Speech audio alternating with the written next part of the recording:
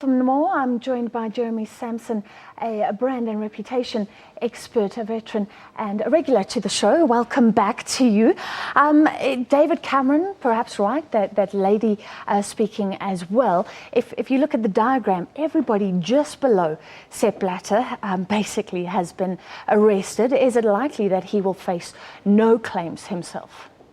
I think that's where everyone's waiting to see. Because just as you've seen David Cameron on the one side saying he must go, I've heard reports that Vladimir Putin has said he must stay. And of course the next World Cup is in 3 years' time in Russia.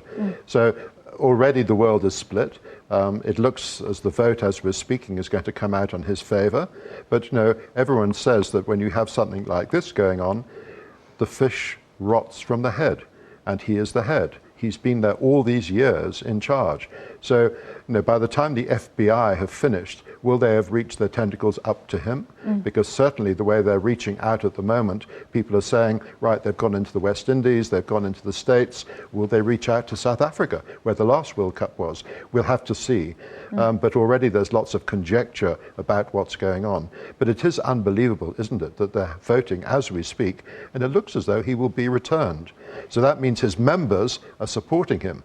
And this is where perhaps we then wait for the sponsors, because the sponsors make up 80% of the money that goes into FIFA's coffers. And if they turn around and say, enough, then FIFA's got a problem. Let's presume he's completely innocent. Brand-wise, he's resisted calls to delay these elections. He said what I think a lot of people say as soon as there's pressure, you know, questioning the timing of the arrests, suggesting a conspiracy. It's all too familiar. What do you think of his handling of events in recent days? Well, for decades now, he's been Mr. Teflon, hasn't he? FIFA has been Teflon-free almost, non-stick totally. It's only since the FBI moved in.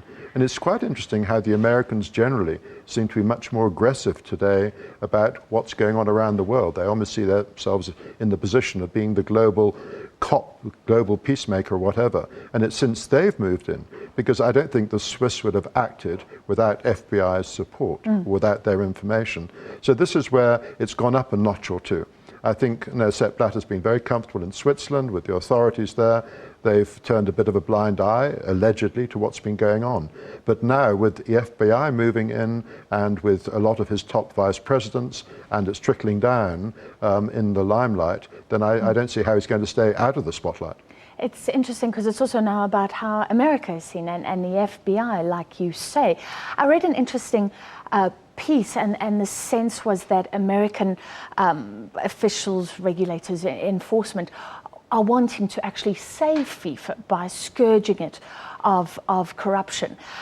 Could we see FIFA survive something like this and come out stronger and cleaner, or is that a pipe dream? Well, I read that article as well, and I found it fascinating that they said the brand could stay as a great brand as long as you took away the people who ran it. Now, even if Sepp Blatter isn't voted in and the Jordanian prince comes in, he's still got that whole machinery, all those people who've been with Sepp Blatter for many, many years. And just one person at the top is going to have great difficulty changing that. And it's almost a cultural change. You know, people say that FIFA has a culture of doing all sorts of skullduggery, of funds moving all around the world. I see one of their vice presidents who was suspended was actually on the board of a banking group in the West Indies. So, you know, how deep is this going to go? And I don't think anyone knows the answer, but I'm sure it's going to continue to play out.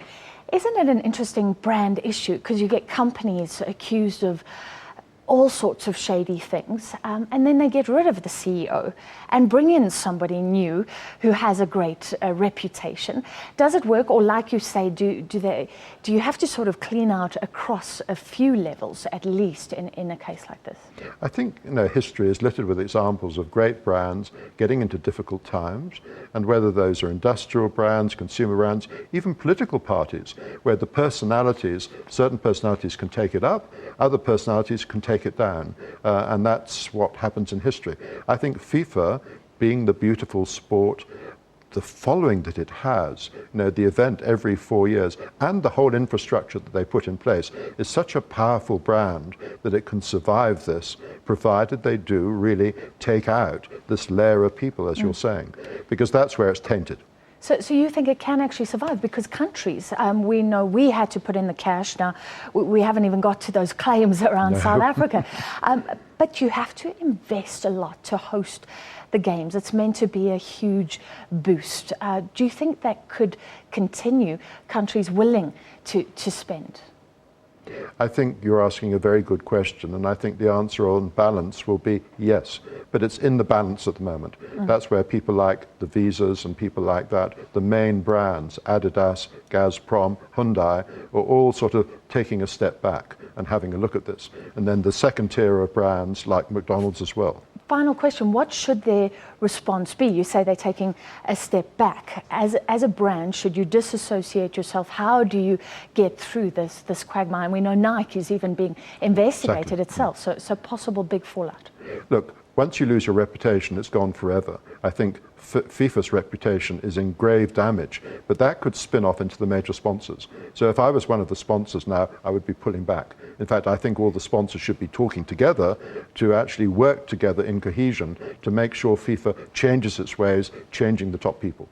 Interesting idea. So joint response. Thank you very much, branding expert Jeremy Sampson.